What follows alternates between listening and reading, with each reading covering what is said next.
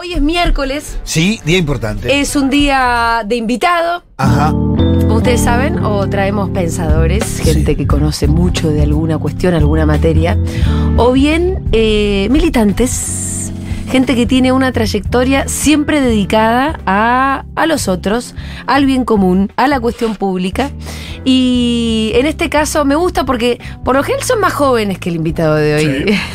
Sí. Hace cuestiones generacionales. Pero lo que me gusta también de cuando viene gente más grande es que la verdad que son historias, bueno, con más recorrido. Voy a saludar, y vaya si no tendrá recorrido nuestro invitado de hoy, que es el señor Eduardo Valdés, diputado nacional. Un aplauso para él. Muchas gracias. Hoy diputado, pero la verdad, Eduardo, es difícil presentarte porque tantas cosas también en la vida, ¿no?, que has hecho. Sí, qué sé yo. Sí. Tratando, nunca laburé, por ejemplo, para ser embajador en el Vaticano. No. Yo fui abogado. Yo fui abogado, que es me vanaglorio de esa causa, que es haber defendido a Gabriel, el chico abusado por Grassi. Sí. Y hay un montón de cosas. En el cursus honorum para ser embajador en el Vaticano. Sí. A mí los de Púrpura no me quieren mucho porque eso fue todo un tema en aquel momento, ¿no? Pero bueno, son las cosas que uno ahora me vino Mónica Macha, que es una gran diputada que me suele perturbar. Ajá. Y me trajo que vamos a patrocinar una denuncia sobre abusos de mujeres en el Opus Dei que fueron traídas del interior y fueron explotadas laboralmente. Nunca les decían que las iban a educar, y educar era trabajar domésticamente para dentro de la organización y para familias vinculadas al Opus Dei, ¿no? Y que nunca tuvieron un aporte previsional, nunca tuvieron un sueldo, nunca tuvieron... Bueno, ahora estamos... Y vas a asumir la defensa de esas mujeres contra el Opus Dei. No, hay un abogado defensor de ellos. Lo que me piden es que nosotros visibilicemos el hecho, la causa. Se está investigando en estos momentos. O sea, vos tenés una relación tirante con la iglesia, porque la tenés, la relación... Las cosas, a ver, yo tengo relación... Pero precisamente nunca entiendo que los abusos, la trata de personas o los abusos sexuales, al contrario, yo creo que a mayor compromiso, mayor conducta debe tener alguien, ¿no? Debiera, ¿no? Pero muchas veces hay encubrimiento. Bueno, en estos casos hay bastante. Hay mucho. Hay bastante. Vámonos a hacer el recorrido de la vida de Eduardo Valdés, que hay millones de cosas para contar. Porque bueno, una vida de un militante que además, un señor de todo terreno, ¿no? Sí. De todo el mundo. Es que eso debe ser. Arriba, abajo, en el medio es lo que debe ser un militante. Sí, y geográficamente también, por todos lados. Eduardo, vos además, ahora te voy a preguntar más por tu infancia y todo eso, pero arrancar por esto, vos sos el que trajo a Néstor Kirchner a la capital. Entiendo que una reunión así a mediados de los 90. ¿Vos cuándo fue que lo conociste a Néstor? Mirá. ¿Y cuándo te empezó a emocionar Néstor Kirchner y vos dijiste, uy, yo lo quiero ayudar? A mí a Néstor Kirchner me lo presenta el Topo de Bota. Ajá. Gran compañero. Sí. Y Néstor iba a pelear la gobernación. Era intendente, iba a pelear la gobernación de Santa Cruz. Y la interna nacional, Menem y los ministros jugaban con quien era gobernador en ese momento, Puricelli, y entonces el Topo me dice, tenemos que acompañar a este compañero. El Topo y Liliana Masure, que eran compañeros en ese momento y tenían una agencia de publicidad que se llamaba Arca Difusión. Digo porque tuvo mucho que ver en esos primeros años Arca con nosotros. Y bueno, siempre me gustó porque era quilombero de entrada. Sí, era un intendente, pero vos ya lo veías como intendente, que era un cuadro que podía ser un gran presidente de la nación. Y después nos reencontramos en el 94 en la Convención Constituyente en Santa Fe. Ajá. Y ahí convivimos mucho. O sea, se trabajaba muy duro, muy fuerte ahí de lunes a jueves, Sí. ¿no? Y los jueves volvíamos a nuestro lugar y volvíamos el lunes a la mañana. Entonces, de lunes a jueves, los Kirchner, Cristina y Néstor, les gustaba a la noche, cuando terminaba el trabajo, juntarnos a cenar. Sí. Y yo tenía la suerte que yo era un pendejo, era más chico que ¿Vos ellos. fuiste constituyente? Yo fui constituyente. Y ahí me Cristina también, pero no Néstor. No, los dos. Ah, los dos Cristina fueron y Néstor. constituyentes. Sí. Mirá. Néstor, por cada quilombo. Y entonces a la noche solíamos ir me sumaban ellos a la cena Sí. que iban. Y ahí realmente la pasión por la política de esa pareja era total. ¿Y cómo era el funcionamiento? Porque recién hablaste de la pareja. ¿Cómo vos los veías? ¿Era como una especie de cerebro solo que tenía? No, era una pasión Sí. de opiniones diferentes. Ah, también se peleaban. Ah, no, bueno, es que eso es lo bueno. Sí, sí. Todos opinaban, pues, sucedían cosas todos los días y teníamos diversas visiones. También sumaba a veces Antonio Cafiero. Ajá. Eran medio, esos cuatro, nosotros éramos medios disidentes de ese bloque de la convención, pero Cristina era vicepresidenta del bloque. Sí. Y entonces ahí construimos una relación de afecto, y cuando terminó la convención, Néstor, cada vez que venía a Buenos Aires, me llamaba por teléfono, nos encontrábamos a las 11 de la mañana en un bar literario muy simpático que estaba a la vuelta de la casa de él, ahí por la calle Vicente López, y era una cosa que de vuelta empezábamos, ¿y qué pasó? Y actualizábamos, era una mesa de 6, 7... Y después, ¿dónde estaba Alberto Fernández también? No, Ah. después viene Alberto. Estamos hablando de ¿Quiénes 96, eran esos 6, 7? 90. Bueno, no, había muchos santacruceños. Ah, ok.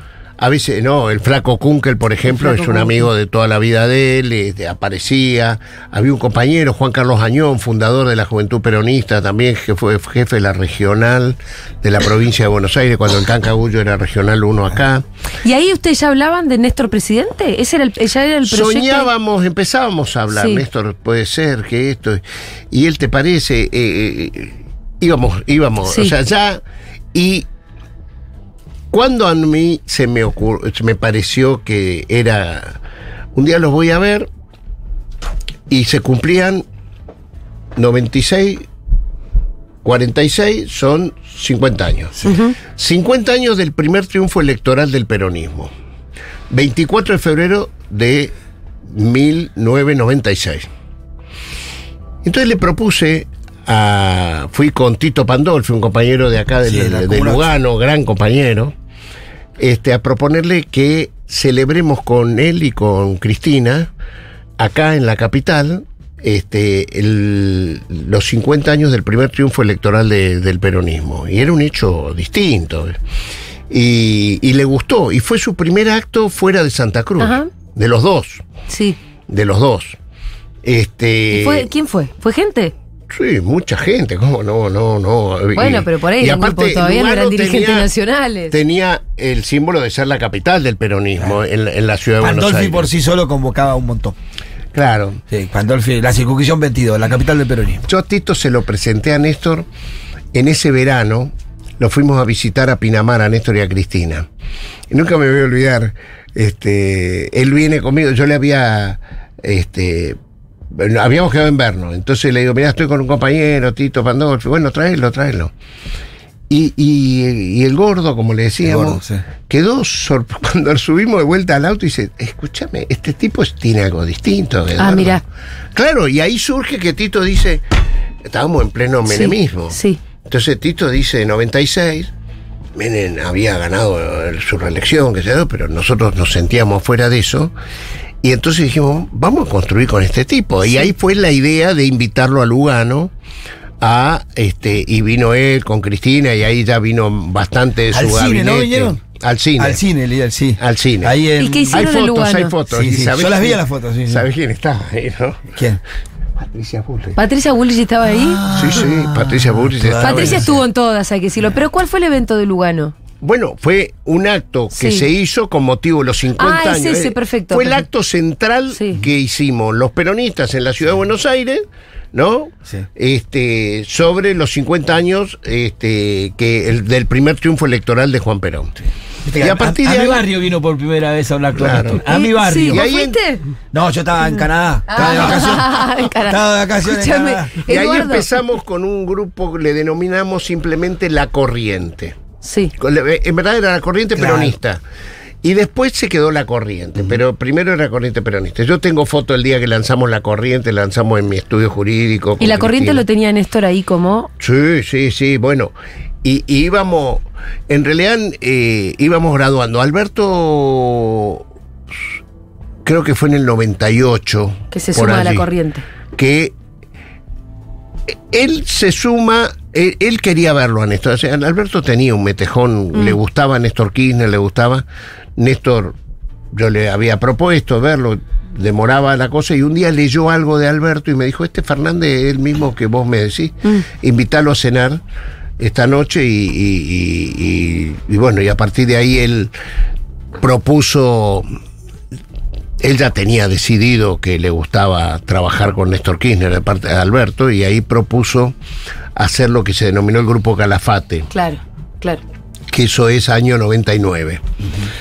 Con Duhalde candidato a presidente. voy a abrir la Kirchner puerta, fue el Alberto. único, Néstor Kirchner fue el único, tengamos bien claro, el único gobernador que apoyó a Duhalde presidente. No, los demás gobernadores todos miraron para el otro lado, ¿no? Orgánicamente el único tipo que dijo yo juego Duhalde presidente, después le hizo críticas a Duhalde en la campaña electoral, muchas, pero digo, orgánicamente Sí. el tipo que jugó todo en esa, porque todos me querían Menem en reelección, vamos Claro, a ser claro. claros. Sí, claro. Que Claro. vuelva a ver. Eduardo, ¿cuándo empezaste a militar vos? Mira, yo tuve una experiencia, estamos cerca de por donde vos has nacido y criado, yo me crié en Neuquén, Sí. y cuando estoy terminando el colegio secundario, yo iba al colegio salesiano Don Bosco, y el obispo Jaime de Nevares, que fue el que nos formó a nosotros, nos propone, él había, con la herencia de su madre, una familia de Nevares y Casares, es una familia tradicional aristocrática porteña, que él en la sucesión, su madre le había dejado importante suma, decidió construir hogares escuelas en la cordillera para las reservas mapuches. Ajá. ¿Por qué? Porque uno de los problemas que había para poder que los chicos se pudieran educar eran las distancias, más la nieve, más el viento. Los chicos no podían ir todos los días a hacer esa, porque aún en una misma reserva las distancias son enormes. Entonces dormían ahí de lunes a viernes, comían, se educaban, y el fin de semana iban con sus padres y volvían. Entonces, ¿qué pasó? De Nevares construyó 5 escuelas, pero no conseguía maestros. Entonces nos propuso a algunos Pibes de terminando el secundario. que en lugar de ir del viaje fin de curso, si podíamos ir a darle una mano en abrir estas Sí. escuelas. Bueno, yo fui ahí, y ya ahí es la primera vez que yo tomé contacto Sí. con que pagaban con vales. Esto era la reserva en Amuncurá, de la familia de Seferino Amuncurá. Sí. Ahí en Junín de los Andes, San Ignacio es específicamente el lugar. Y me sorprendió eso, nos indignó, qué sé yo. Ya ahí es donde vos sentí... ¿Que pagaban con voucher qué cosa? No, vales Vales. que Sueldo. se cobraban en un almacén de ramos generales que era dueño del campo donde trabajaban esta gente. Claro. Digamos que yo ahí les puedo pagaban- decir que sentí la primera indignación. Sí. Y Indicación social, digamos. ¿Esto qué año? año 73, Juan Perón presidente, enero Sí. del 73, el 74, enero del 74.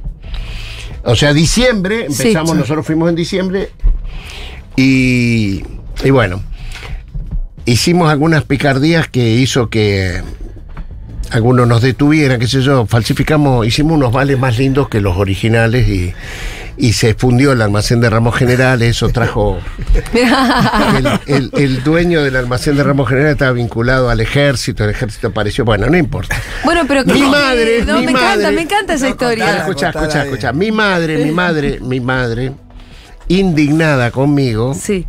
Por la falsificación de los vales de los truchos estos. Pero no, porque yo no quería venir. Mi madre quería que yo hiciera como mis hermanos, yo soy el menor, que viniera a estudiar a Buenos Aires. Y yo me había quedado ahí, quería seguir ahí en la escuela esa. Entonces,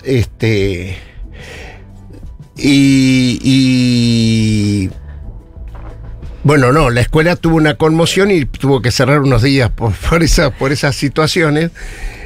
Y entonces le acepto a mi madre venir a estudiar a Buenos Aires, pero ella me pone una condición, que yo trabajara. Porque ella ya le agarra a la pobre vieja y mi viejo, creían que yo iba a ser guerrillero, que esto, entonces no solo tenía que estudiar, sino que tenía que trabajar. Y yo con esto de dar testimonio dije, yo trabajo, mis hermanos no laburaban. Sí. Y yo, entonces la vieja ella tenía sus relaciones porteñas y me consigue empezar a trabajar en la justicia del trabajo. Ajá. Yo cumplí 18 años, el 16 de febrero, y el 20 de febrero, y me había llegado de la cordillera el 10 de febrero. O sea, fue todo un cambio muy duro para mí. Muy repentino. Pero, viste, las madres tienen esas cosas que te lloran y te convencen. No quería ver sufrir a mi madre. Ya, después la hice sufrir más, pero no importa. Y me vine a trabajar a la justicia. Yo empecé la facultad en marzo, pero yo el 20 de febrero ya estaba trabajando en Cerrito 536, que era la Justicia Nacional del Trabajo. Que encima éramos meritorios, no cobrábamos, ¿viste? Pero yo tenía que dar el testimonio, a mí no me van a mantener, qué sé yo. Y para sorpresa de mi madre, yo era el tipo que estaba en la oficina de poderes, que es donde el trabajador viene, inicia el juicio y le da el poder a su abogado. Sí. Y ahí es donde yo veía que los laburantes venían, ¿viste? Y me sorprendía porque venían por accidente de trabajo, por despidos, ahí estoy hablando febrero del 74. Y tenían la foto de Perón y de Evita en el DNI. Yo les tenía que pedir el DNI, ¿viste? Y yo decía, pero gobierna Perón. Estos pierden el laburo. Y entonces les empezaba a preguntar, soy preguntero, ¿por qué Perón y Evita? Y los tipos me lo justificaban con amor, ¿viste? Con un sentimiento.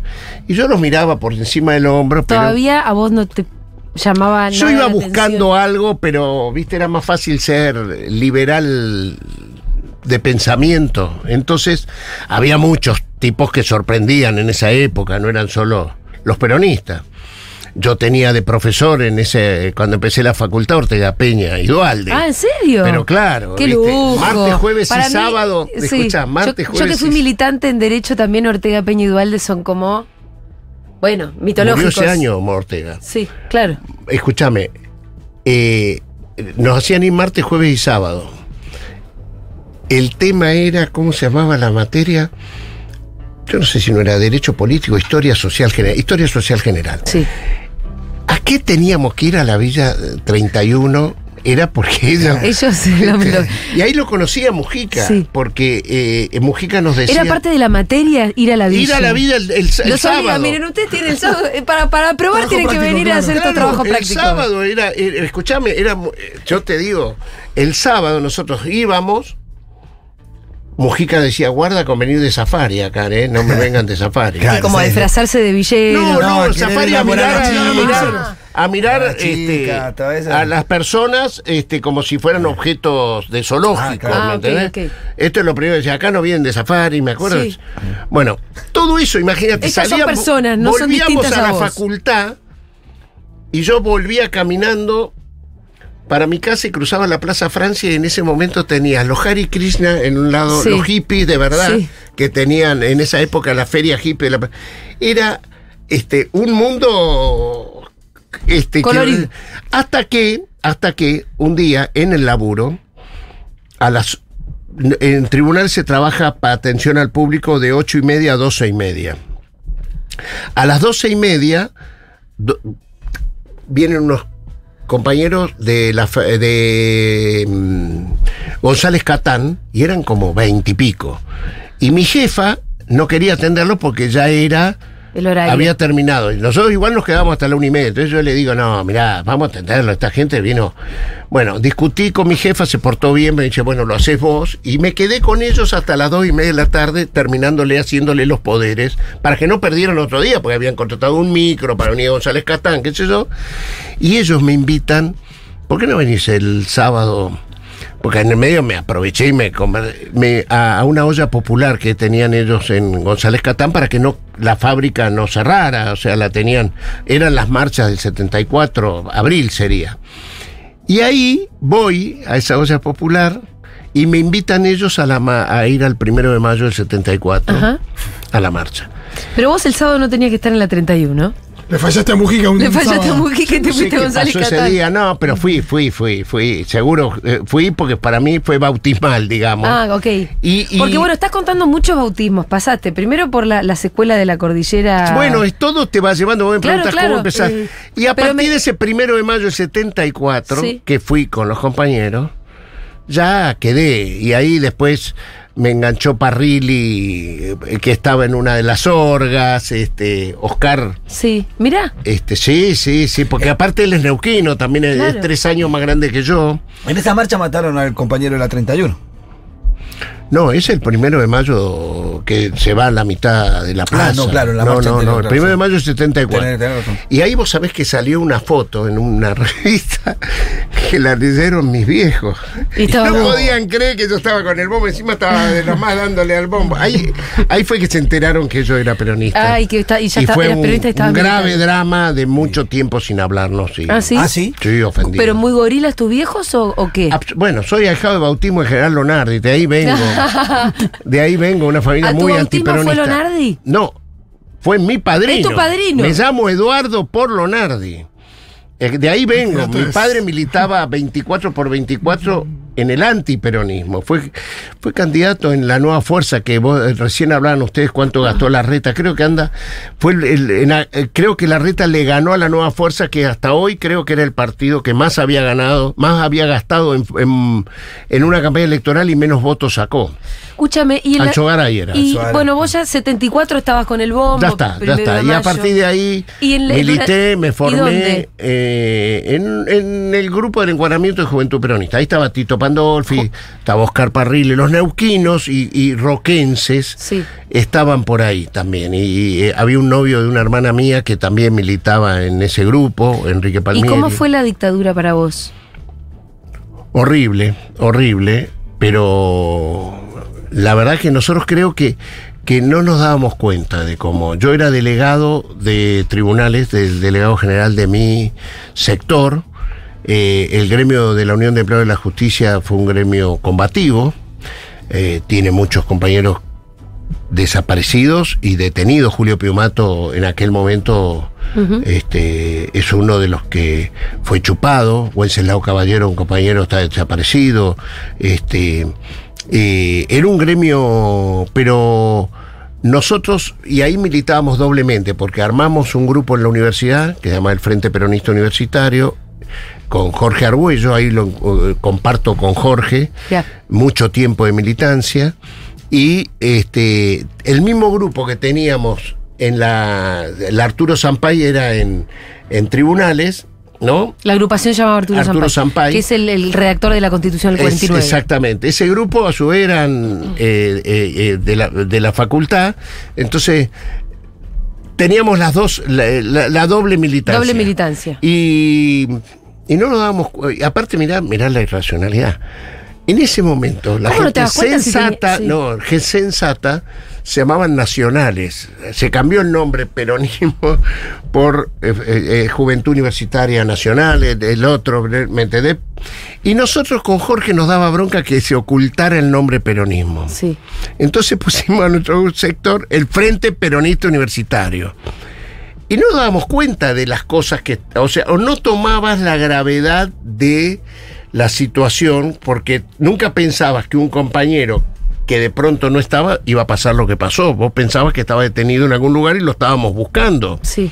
Nosotros hemos salido a buscar a compañeros, lo conocí a Alfonsín, así, por mi oficial primero, que un día desapareció y nos dijeron que por ahí yéndolo a ver a Alfonsín, él había resuelto algunos casos, en este caso también lo pudo resolver, que lo dejaran salir del país, pero no tomabas la gravedad, no parábamos nosotros preparamos el primer paro a Videla, que fue el 27 de abril del 79, que el grueso de los compañeros fueron en Cana, ¿no? Roberto Digón, ahí empezás a conocer a Horacio Alonso, era el compañero nuestro, el secretario general del gremio de judiciales, era el más joven de todos, un gran compañero, combativo, y integrar ya la comisión de los 25 era decir, nosotros somos los que enfrentamos a la dictadura, porque estaba el otro grupo, la Central Nacional de Trabajadores, que eran Treaca, Cavalieri, que eran amigos de quien era el ministro de Trabajo en ese momento, que era Horacio Liendo,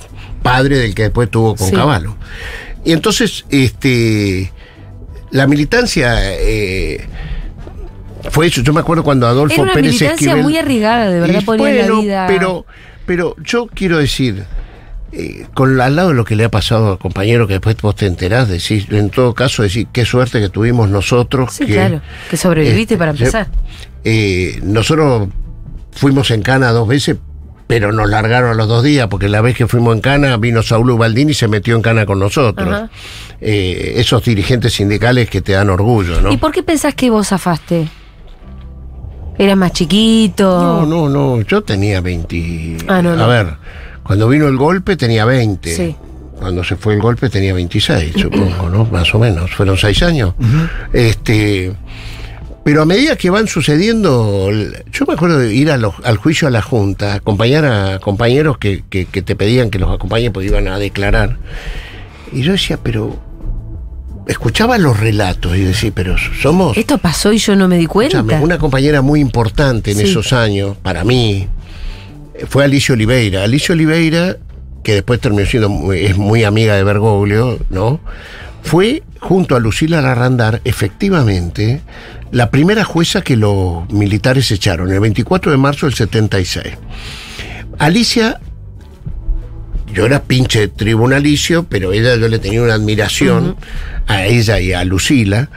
Lo peor que hicieron los milicos es haberla desechado, porque ellas fueron los que más habeas corpus presentaron en la ciudad de Buenos Aires tan es así que ellos son las fundadoras del CELS. El Centro de Estudios Legales y Sociales se funda con Emilio Fermín Miñone, con Augusto Conte McDonald, Alicia Oliveira y Lucila Larrandar. Con una diferencia, que Lucila y Alicia no fueron particulares damnificados. Augusto Conte y Emilio Fermín Miñone tuvo su hija desaparecida, Emilia, ¿no? Que desaparece allá en la villa del padre Richardelli, en la 1114. Exactamente. Y Augusto Conte, que fíjate vos cómo manda su hijo, que era militante de la UES, le toca hacerle el servicio militar a los 18 años. Es la primera generación que hace a los 18 y no quiere hacerla porque él era militante de la UES. Y el padre le dice, un Conte McDonald no es desertor. El chico va a su hijo, le toca Campo de Mayo, nunca más apareció. Pero el padre nunca pudo soportar eso, funda el Centro de Estudios Legales y Sociales, se transforma en un intransigente luchador contra la dictadura y se termina suicidando porque nunca pudo asimilar él que él le había hecho hacer el servicio militar a su hijo. Pero eso pasaba, esos son hechos de los que se quedaron acá, y hacíamos cosas por irresponsabilidad nada más, porque si uno tuviera conciencia de un 10% de las cosas que estaban pasando, yo no sé si las hacíamos. No, posiblemente no. No. Y después, bueno, el retorno democrático y... En esos años de peronismo hacíamos sindicalismo, hacíamos universidad y acompañábamos a Diolindo Vittel. Diolindo Vittel era el presidente del Partido Justicialista Nacional, un hombre muy valiente, que me alegra nombrarlo, porque fue el hombre que cuando vino la Comisión Interamericana de Derechos Humanos se animó a entregar un documento firmado por el Partido Justicialista, que lo habían escrito Nilda Garré, lo había escrito Alicia Oliveira, no me acuerdo algunos más que ayudaron a escribirlo, denunciando que la Argentina había desaparecido. Fue la primera vez que se habló desde un partido político de desaparecido. Mira, me interesa un montón porque justo quería pasar a, bueno, la democracia, donde el peronismo además termina como medio desarmado después de lo que fue la dictadura. Gana Alfonsín, pierde Luder y... Bueno, es que claro, vos me imagino que habrás votado a Luder porque vos eras... La candidatura de Luder, sí, claro. A ver, la candidatura de Luder significó... ¿Pero qué quedó de esa militancia, no? Como que... fue esa militancia, al contrario... Me interesa incluso para pensar nuestro presente, cada vez más ¿no? Efervescente, porque empezaron a venir los compañeros de afuera. Sí. Yo la militancia de lo que fue la predemocracia y los primeros años de la democracia, que encima habíamos perdido la elección, a ver, no nos dimos cuenta, pero lo cierto es que la fórmula de Luder era la síntesis que el peronismo no había hecho su autocrítica. O sea, nosotros llegamos con un hombre que decía que iba a haber autoamnistía, que iban a... Me suena eso de una síntesis que no era la síntesis. Bueno, bueno, pero eso fue gravísimo. Sí, claro, ¿qué te parece? Eso fue gravísimo, porque aparte nosotros creíamos que lo íbamos a dar vuelta a Luder después, no, dejémoslo a este viejo ¿Cómo pelotudo. se decide la candidatura de Luder? ¿Cómo llega Luder? Por un congreso partidario. En esa Sí. época se elegían las candidaturas por congreso, no por elección directa. Ahí surge que se termine la rosca de los congresos y aparezca la elección directa, que fue la historia de la renovación peronista post derrota del 83. Pero efectivamente se eligió en un congreso partidario y Luder fue la síntesis del NI. Claro. Fue la síntesis del NI. Y salió mal. Porque aparte, el 90% de los compañeros que eran congresales habían estado en cana. No se entiende el por qué se eligió a este tipo. ¿Entendés? Al punto, mirá, que en el velatorio de Luder no fue nadie. Ah, mirá. Vos sabés que fue un tipo que ocupó todos los cargos. Sí. Eso es bravo el peronismo. Sí. Cuando te condena, te condena. Porque el tipo ni gobernó, o sea, no perdió la elección, pero nunca más existió. Y había sido presidente provisional, que había estado muy bien, porque los militares querían que él sea presidente, que él quede como presidente y que Isabel renuncie en aquellos días. Querían hacerlo de Bordaberry, o sea, lo iban a usar a él para cerrar el Congreso, para sacar a la que era electa y después dar el golpe. En eso él estuvo bien, dijo, no, yo no voy a ser presidente efectivo. Y vuelve Isabel y después la voltean. Pero bueno. ¿Y cómo fue la militancia ahí después de esa derrota con Luder? Ahí viene un gran debate. ¿En algún momento dejaste de militar? No, nunca. No. Ahí viene un gran debate.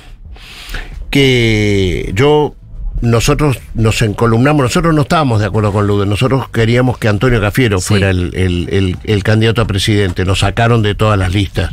Nosotros en ese ¿Qué cosa Cafiero el presidente que no fue, el candidato que no fue tantas Para veces? mí, yo quiero serte honesto, para nosotros fue un tipo muy importante que nos formó, porque cuando murió Perón yo tenía 18 años, fui al velatorio de Perón y fui a esa, que siempre digo, llorábamos porque sabíamos lo que se venía.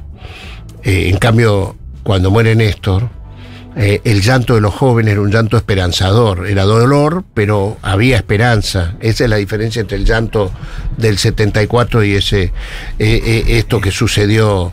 Y bueno, y esos jóvenes que estaban ahí, que no los esperábamos en lo de Néstor, fue quienes después acompañan a Cristina. O sea, y continuamos ese 2011, ¿no? Pudimos hacerlo. En aquel momento era desesperanzador. Y en el 83, nosotros al contrario, redoblamos la militancia porque no estábamos integrados a esa fórmula. Así como te lo reivindiqué a Vittel en la dictadura, sí, que tuvo huevos de juntarse con las madres, de ser...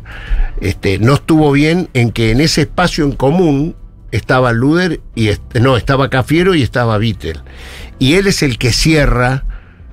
Y entonces Cafiero queda obturado. Él cierra con Luder, que nosotros teníamos que haberlo enfrentado en ese congreso. Pero nosotros allí fue muy importante, porque el dolor duró poco. Porque enseguida dijimos, vamos a construir algo distinto. Y ahí viene la pelea por la renovación. En la ciudad de Buenos Aires se pudo ganarle a la ortodoxia, que en ese momento encabezaba Lorenzo Miguel, la UOM, en el 85, con Carlos Grosso. Y después en el 87 Cafiero logra ganar también en la provincia de Buenos Aires a Arminio Iglesias, ¿no? Y ahí, a partir de ahí, es como que aparece un peronismo que decide, que también vuelve a dividirse. Esto es muy importante. Cafiero es el presidente que no fue. Pero ¿sabes por qué fue el presidente que no fue? ¿Por qué? Porque dentro del peronismo había un sector muy importante que quería voltear a Alfonsín a como dé lugar, que no aceptaban que Alfonsín estuviera gobernando fuera radical. El presidente. Y eso era una historia que había pasado en la Argentina en el partido militar, sí, desde el 30 en adelante, ¿no? El golpismo, digamos. El golpismo, el poder militar por encima del poder político. Y Antonio Cafiero fue el tipo que nos dijo, vamos, cuando viene el levantamiento cara pintada, Antonio Cafiero es el hombre que dice, vamos a apoyar la democracia, vamos a Plaza de Mayo, y nosotros fuimos con él, acompañamos a él. Y yo creo que al Felices Pascuas. Al Felices Pascuas. Sube al balcón, Cafiero, ¿no? ¿Cómo? Sube al balcón, Cafiero. Sube al balcón, bueno, es la foto más importante. Claro. Sí, y yo creo que ese día se decidió que la institucionalización democrática era más importante. Era el piso que queríamos vivir los argentinos. Quizás ese hecho le costó a Antonio la interna contra Menem, porque Menem no fue. Claro. Menem no acompañó ese día. Se dice eso, que esa foto es uno de los motivos por el que Cafiero no gana nada. Yo creo que el peronismo salvaje, que lo hay, no le perdonó a Cafiero. Era socialdemócrata, ¿viste? Lo primero que te tiran cuando vos no estás, que no quieres que estés de acuerdo, que sos socialdemócrata, que esto, que el otro. Pero creo que la democracia tiene déficits terribles, lo que estábamos hablando al principio. Pero la democracia se resuelve con más democracia, no con menos democracia. Creo que la convivencia política, en eso sí, los que vivimos aquellos años nunca más querríamos que suceda en la Argentina, ¿no? No por mí, sino por los jóvenes que están. Y ahí, en eso, yo lo quiero honrar a Antonio Cafiero porque fue muy importante en nuestra generación. Sin ninguna duda. Bueno, y después Cafiero pierde esa interna con Menem, gana Menem. Una interna que uno cuando ahora mira los números y lo que hoy significan las PASO, es una interna que se pierde por un puñado de votos en términos... No me acuerdo, el otro día veía el número y es... Bueno, pero era una interna que no era obligatoria, era verdaderamente partidaria. Por eso, partidaria, pero algunas veces hay 10.000 personas que decidieron que no fuera Cafiero, digo. Y que fuera Menem, que eso cambió el curso de la historia, ¿no? Seguramente. ¿Y el menemismo? ¿Para vos fue siempre un desastre o...? Bueno, con el menemismo yo fui secretario general del gobierno de la ciudad de Buenos Aires que condujo Carlos Grosso. Me fui el 27 de diciembre de 1990, o sea, yo estuve 1 año y 5 meses. Ah, pero al toque te fuiste. Pero porque fue el día de los indultos. Y yo publiqué en Página 12 una columna que decía una actitud omnipotente. A mí me parecía que el presidente Menem no tenía el poder de indultar lo que el dolor de las víctimas no podía hacerlo. Él no era el hombre de... Por más que él haya estado... Él tuvo una persecución muy importante. Sí, él estuvo en cana y todo. No, dos veces, ¿sí? O sea... 2 veces porque decidió no callarse en aquellos tiempos, que lo mandaran a las lomitas, pero digo, no compartí eso y me fui del gobierno.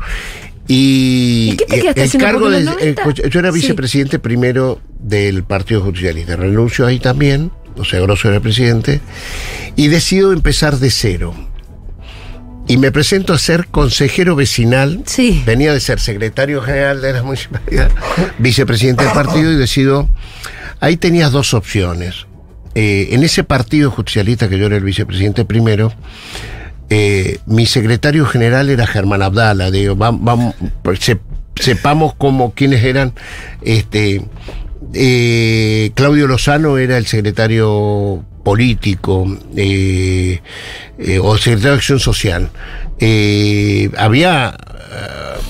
Estaba Roberto Digón, estaba y bueno, yo me fui y decidí no irme el PJ, ellos armaron los 8 y después se fueron, o sea, ahí está la discusión, ¿quién hizo mejor las cosas?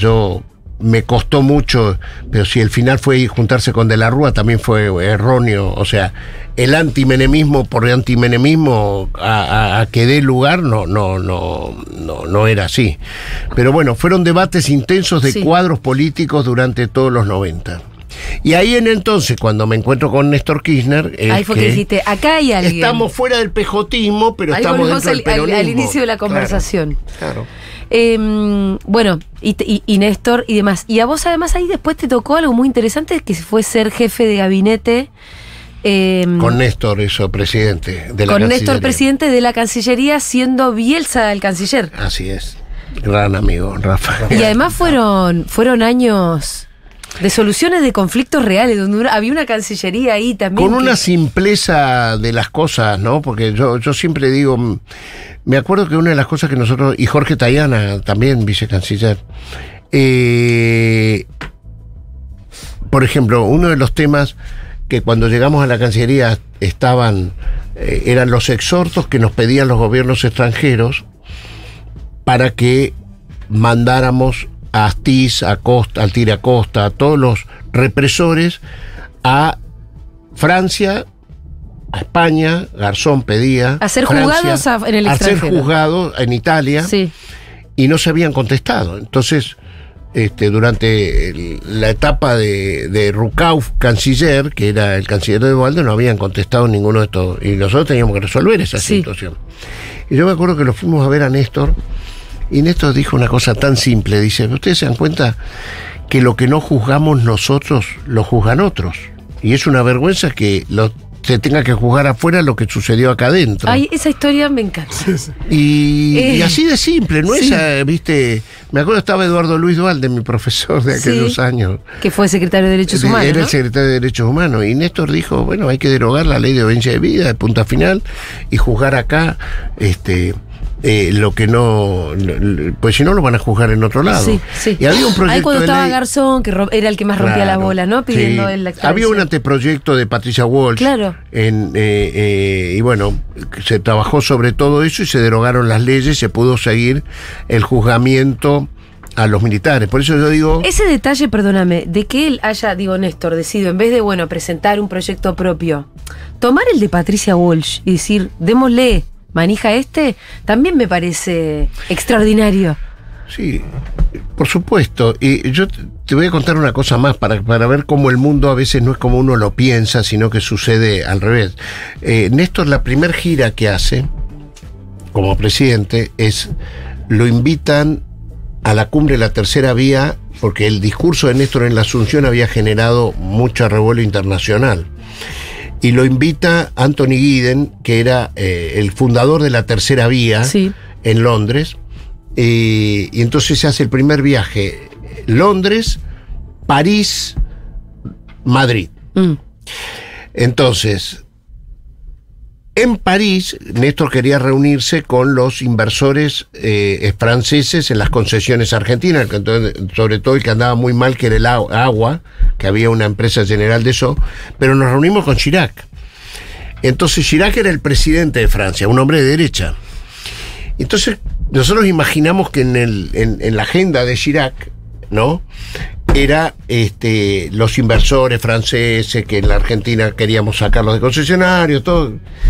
Y no, el tipo lo primero que tiró es Astiz, Acosta, la monja francesa.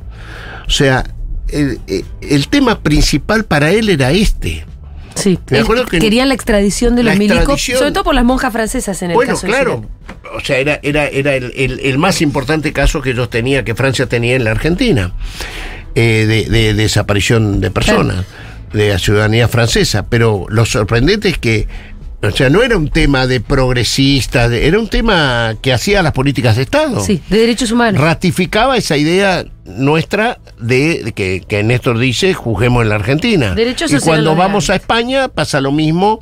Garzón era juez, y nos pedían lo mismo. Entonces, no era ideológico, no era que los progres piden y los otros no piden. En Italia lo mismo, gobernaban, creo, en aquel momento los... no me acuerdo quién era el primer ministro, creo que eran los socialistas, socialistas, socialdemócratas, ¿no? Sí, como los europeos. Pero digamos. también pedían que la justicia italiana quería juzgar lo que en Argentina no se había juzgado. Entonces esas son cosas que desde la simpleza y las convicciones se llevaron adelante. O sea, creo que Néstor en eso sorprende que el día que él asume y dice no voy a dejar mis convicciones en la Casa de Gobierno, y mirá la paradoja también ese día, ¿no? La representación más alta que vino de Europa a la asunción de Néstor Kirchner fue el canciller de Portugal. No hubo ningún jefe de Estado ni ningún otro canciller. Sí estaba lo más genuino de América Latina, estaba Chávez, estaba Fidel, estaba ¿Castro estaba? Sí. Vinieron y todos sorprendidos, no sabían quién era Kirchner, pero a la noche, en una recepción que se hizo, quedaron todos sorprendidos. Y bueno, y a los 2 días de que asumió Néstor, un domingo, era 25 de mayo, el 27 de mayo había una cumbre de la OEA en Santiago de Chile. Y entonces Rafael Bielsa y Jorge Tayana viajan y yo me quedo en la Cancillería. Y llegan allá y el secretario de Estado de Estados Unidos, George Bush, Colin Powell, le dice a Bielsa que han quedado sorprendidos. Ellos habían mandado una representación de quinta línea, era de la Comisión de la Vivienda, y que le había sorprendido muy positivo las palabras del presidente Kirchner, que querría, si él podía pasar por Buenos Aires antes de volver a Estados Unidos, y efectivamente fue así. Y al mes y medio, George Bush lo recibe a Néstor Kirchner. O sea... Y después lo recibimos nosotros al tiempito lo recibimos nosotros acá. No, pero quiero decirte, del -10 Claro. que asumió Néstor ese 25 de mayo, a los 3 meses era un tipo que había en la escena internacional, a la cual Néstor ya había daba construido toda su la figura. bola, pero había generado un prestigio que todos querían tener a Néstor Kirchner Sí. en el mundo internacional. Lo que puede hacer la voluntad y la creatividad y de verdad lo que tenía Néstor, que la veía, ¿no? Tengo muy poco tiempo, pero me interesa tu relación con la iglesia un poquito. En realidad me interesa más tus peleas con la iglesia. Peleas o tal vez contradicciones. Hay una pequeña y gran cosa, que es que vos fuiste el único legislador del PJ en votar a favor de la unión civil para personas del mismo sexo, y ese fue en el año 2000. 3 fuimos. Bueno, mirá y qué hogar. me imagino que la iglesia no habrá estado muy contenta ni entonces, ni ahora, ni nunca con... Bueno, pero... Y después, bueno, sos amigo del Papa, fuiste embajador en el Pero Vaticano. eso es otra cosa. Pero ese día, mirá, faltaban 3 votos. Sí. El PJ había tomado la decisión de irse del recinto. ¿Por qué? Qué Bueno, pesado, ¿no? ¿Por qué no dejan hacer tranquila la Porque vida? son Pero- chupacirios. Sí, pero ¿quién impulsaba ese proyecto en el 2000? ¿De quién era? La comunidad homosexual argentina. Bueno. El presidente de la CHA, Sigliuti, César Sigliuti, y su pareja era el secretario general de la CHA, que era Marcelo Suche. Y voy a homenajear a una compañera, Lucrecia Cardoso, Ajá. que era mi asesora, una de mis asesoras, y ella me interpeló y me dice, che, mañana se va a tocar este tema y vos no te has reunido con la comunidad homosexual y están pidiendo reunión. Sí. Y yo le dije, Lucrecia, ¿cómo? ¿Por qué no? Y me dice, porque dice, mi secretaria creía que era un tema que a mí no... No te iba a gustar. Bueno, entonces ellos vienen Sí. y me dicen, faltaba un día, entonces ya no había tiempo de franela. Y me Sí. dicen, ¿por qué usted no va a votar esto? Y yo dije, ¿y quién les dijo que no? A ver, cuéntenme por qué tengo que votar. Y entonces me dice, ¿usted está casado? Sí. ¿Está muy enamorado de su mujer? Sí. Bueno, yo estoy enamorado de él hace 15 años. Y tengo derecho a poder darle salud, darle mis bienes, darle. Y yo estoy de acuerdo con ustedes. Y entonces le digo, ¿por qué? A ver, era un hecho así. Eso así es simple, ¿no? Así es simple, no hay mucha más vuelta. Y entonces, Alicia Pierini, que había sido secretaria de Derechos Humanos, una gran compañera, católica, más católica que todos nosotros, dijo, yo voy a votarlo. Y el otro que lo votó junto conmigo, éramos los 3 del bloque que nos quedamos en el recinto, fue Guillermo Oliveri, quien es hoy secretario de Culto de la Nación. Ajá. Mirá vos, que cuando Guille con Bielsa vamos a la Cancillería, nosotros proponemos a Guille Oliveri que sea el secretario de Culto. Y en ese momento lo pegaban cuando lo íbamos a postular, que el que votó la Unión Civil, ¿cómo va a ser el secretario de Culto? Y ahí jugó muy bien Bergoglio. Ah, mira. Porque le dijo a Guillermo, fuimos a verlo, y él estuvo de acuerdo también. ¿Estaba de acuerdo con la Unión Civil? Él le dijo, lo único que dijo, no hizo caso a eso. No hizo caso a eso. Lo único que dijo es, no hagan de la Secretaría de Culto una orga católica. ¿Qué quería decir eso? Quien había estado de secretario de Culto con Rucao fuera Esteban Caselli, que era un tipo muy vinculado a un sector de la iglesia en Roma, ¿no? Muy anticomunista el sector, ¿no? Y entonces Bergoglio no estaba de acuerdo con eso y que le parecía que la Secretaría de Culto tenía que ser de todos los sectores religiosos, cultos. Exactamente. Y él jugó eso. Y bueno, por eso creo que Oliveri es un gran secretario de Culto, que lo respetan todas las colectividades, todas las comunidades, y es un gran funcionario. Eduardo, te voy a hacer nos quedamos sin tiempo, la verdad. Estaba el secretario de Culto cuando le eligieron Papa Francisco. Claro. Nos quedamos ya sin tiempo, pero bueno, estuvimos un rato largo conversando y nos quedaron un montón de cosas afuera. Esta última se la hago a algunos, te va a sorprender. Quiero saber si alguna vez fuiste a Disney World. ¿A Disney World? Sí, fui. ¿Fuiste? Sí. ¿Y qué te pareció? No.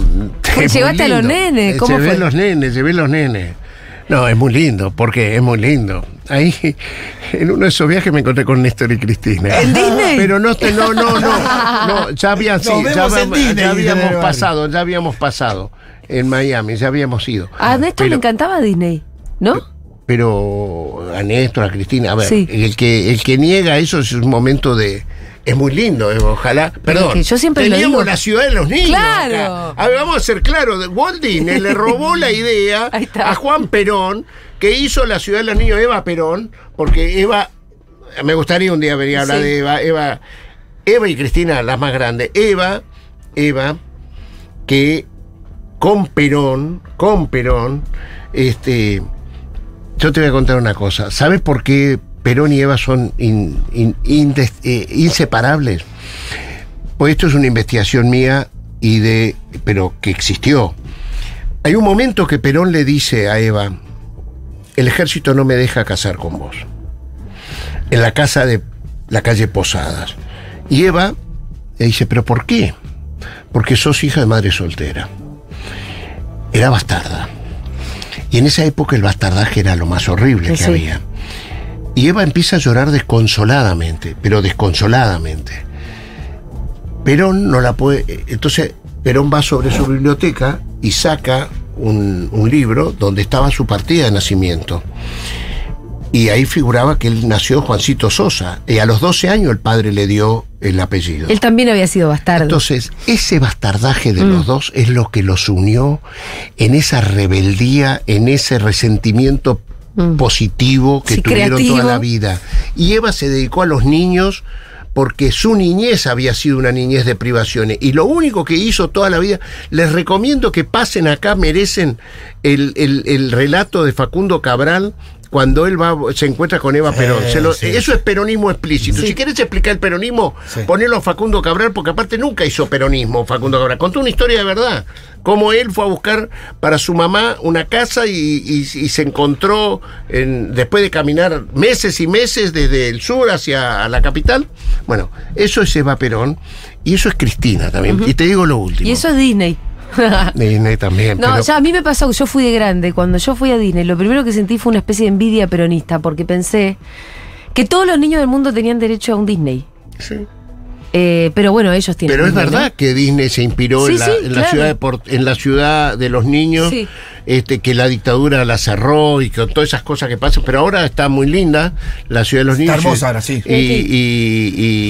Y nosotros tenemos que hacer ciudad de los niños en todos lados. En todos lados. En todos lados, Por porque los supuesto. niños, la verdad es Sí. que son los momentos que a uno le quedan para siempre. Y Esto sí. que te quedó a vos. No, igual yo fui de grande. Bueno, pero lo mismo, te hubiera gustado Me hubiese que gustado pasa- ir de niña, además. Y tener. Me hubiese gustado que me llevaran de chica. Pero claro, claro. ¿Y por qué preguntás eso como última Porque pregunta? este ciclo lo inauguramos con El Cuervo Larroque, fue el primero que vino. Fue a hace- Disney el Sí, cuervo. El Tiene Cuervo una fue a anécdota Disney, tiene tremenda. una anécdota espectacular. Lo llevaron entonces, preso en Disney. Lo llevaron preso en Disney. Pero a los ¿Pero 12 qué edad años. tenía? A Entonces, 12. 12 años. Y entonces, de ahí siempre terminamos con la pregunta de si fuiste a Disney, y cada uno tiene alguna cosa distinta para decir. Pero por supuesto, pero yo solamente quiero decir una cosa. Sí. A ver. Cuando yo estoy terminando mi gestión en el Vaticano, yo fui orgullosamente, quiero decirlo, porque yo no soy amigo de Bergoglio, yo fui representante de Cristina Fernández de Kirchner del gobierno y en base a eso hice las cosas. Y Cristina un día me dice que que ella quiere que yo vaya a diputado del Parlasur post embajada. Y yo en ese momento salí en los diarios que Cristina iba a encabezar la lista. Entonces para mí era un orgullo, le digo, ¿cómo? Sí. Y ella me dice, no, yo no voy a ir. ¿Pero cómo no vas a ir? No voy a ir. Porque le digo, Cristina, en este momento te están acusando de Nisman, de cuentas en Seychelles, de que sos espía iraní, que todo eso, ¿cómo te vas a ir sin fuero? Y me dice, Eduardo, porque no tengo cuentas en Seychelles ni en ningún país del mundo, no tuve nada que ver con Nisman, ni Sí. soy espía iraní, no voy a irme con fuero. Entonces, yo ese día tomé la decisión que yo iba a acompañar a Cristina Fernández de Kirchner en cada una. Me generó un gran orgullo su decisión y yo lucho y clamo por la honestidad de Cristina Fernández de Kirchner y a eso estoy entregado. De todo lo que hablamos antes, yo les quiero decir, con orgullo pudimos traer que el Grupo de Puebla se decidiera investigar con sus mejores juristas de toda América Latina y España la causa Cristina Fernández de Kirchner. Hicimos de eso un libro, trajimos a los jefes de Estado de Puebla a que visibilicen acá ante el mundo, porque ahora vamos a militar internacionalmente la inocencia de Cristina Fernández de Kirchner, porque los que nos quedamos sin hablar, y les propongo un día cuando quieran, hablar del partido judicial, porque el partido militar lo pudimos derrotar. Yo les pregunto a cualquiera de ustedes, son gente muy ilustrada, quiénes son los jefes militares de este momento y ninguno de ustedes sabe. No. Y está bien que no lo sepan. Sí. Mi generación nació sabiendo siempre quiénes eran los jefes militares. Yo te puedo decir que la Junta Militar Lanús, Señá, Virrey, la otra Macera, Videla y Agosti, la siguió Viola, Lambrusquini, Grafiña. O sea, nosotros sabíamos las juntas militares porque la política no se podía hacer si vos no Claro. sabías dónde estabas ahí. Hoy, gracias a Dios, no sabemos ni quiénes son los... O sea, el partido militar que nació en el 30 lo pudimos derrotar gracias a Alfonsín, gracias a Menem también, porque Menem la sublevación de Seineldín no la negoció, no hubo felices Pascuas ahí, los derrotó, después sacó el servicio militar porque era una forma o sea, y Néstor Kirchner, o sea, pudimos hacer eso y Cristina que continúa la causa, o sea, pero ahora tenemos el partido judicial y sabemos de memoria, como no sabemos los jefes militares, sí sabemos que Rosati, Rosenkrantz, Maqueda y los jueces Lorenzetti federales. son los Y cuatro los jefes. federales también los conocemos. Esa es la pelea a la cual yo estoy abocado en este momento, aparte de luchar para que a los compañeros que vos mismo dijiste no sabían qué es la justicia social, les llegue la justicia social. Gracias, Eduardo. Muchísimas gracias por haber pasado por acá. Gracias a ustedes. Pasó Eduardo Valdés por Segurola y Habana y ahora vamos a escuchar un poquitito de música. Vamos a escuchar a Becas.